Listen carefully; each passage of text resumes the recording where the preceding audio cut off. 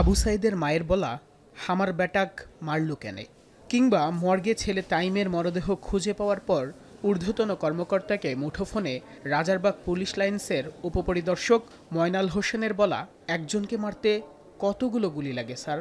গণ অভ্যুত্থান চলার সময় এইসব নানা কথা আর আলোকচিত্র ফুটিয়ে তোলা হয়েছে দ্রিকের বুক পেতেছি গুলিকর শীর্ষক আলোকচিত্র প্রদর্শনীতে।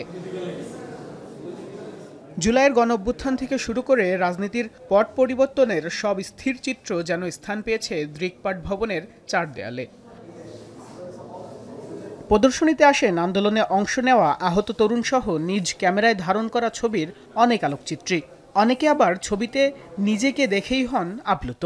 এই ছবিগুলো আমাদেরকে সামনে সাহস যোগাবে, আমরা থাকবো না বা আমাদের সামনে ভবিষ্যৎ যারা আসবে, অনাগত ভবিষ্যৎ, তারা দেখবে যে আমাদের নিয়ে গর্ব করবে। এবং এসে যখন আমার নিজের ছবিটি দেখলাম, এটি আসলে অত্যন্ত আনন্দের এবং গর্বের।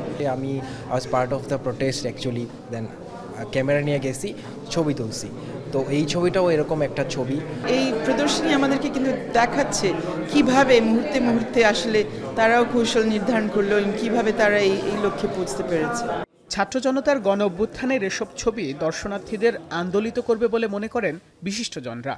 কিছু কিছু আলোকচিত্রী এই প্রামাণ্য দলিলগুলি ধরে রাখে বলেই এটা আমরা দেখতে পাই। এইখানে আমাদের সেই দলিলগুলি রয়েছে যেটা চোখে আঙুল দিয়ে ধরিয়ে দেয় যে এটা হয়েছিল, তোমরা করেছিলে, তোমাদের এটার জবাবদিহি করতে হবে। শুক্রবার রাজধানীর পান্থপথে দৃকের ৩৫তম প্রতিষ্ঠাবার্ষিকী উপলক্ষে আলোকচিত্র প্রদর্শনীর উদ্বোধন করেন জুলাই গণ অভ্যুত্থানের শহীদ পরিবার ও গুলিবিদ্ধ শিক্ষার্থীরা।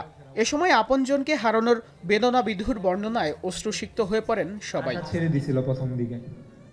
আন্দোলন কেড়ে নেয় ঢাকা রেসিডেন্সিয়াল মডেল কলেজের এইচএসসি ২৫তম ব্যাচের শিক্ষার্থী ১৭ বছর বয়সী ফারহান ফায়াজের জীবন। আন্দোলনের খবর সংগ্রহে গিয়ে রাজধানীর যাত্রাবাড়িতে গুলিবিদ্ধ হয়ে প্রাণ হারান ঢাকা টাইমসের জ্যেষ্ঠ প্রতিবেদক হাসান মেহেদী। স্ত্রী ফারহানা আক্তার পপি হারান তার প্রিয়তমকে। ফারহান মেহেদী সহ ছাত্র আন্দোলনে হওয়া সব হত্যাকাণ্ডের বিচার চান স্বজনরা। আমার কি বিধবা হওয়ার বয়স হয়েছে?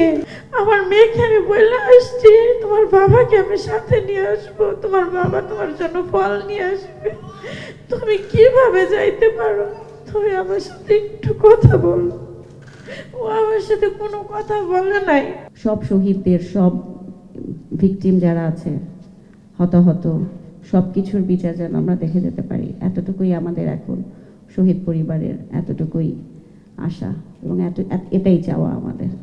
বেলা ৩টা থেকে রাত ৮টা পর্যন্ত উন্মুক্ত প্রদর্শনী চলবে ২১ সেপ্টেম্বর পর্যন্ত। বাইজিদ সাদ, এখন, ঢাকা।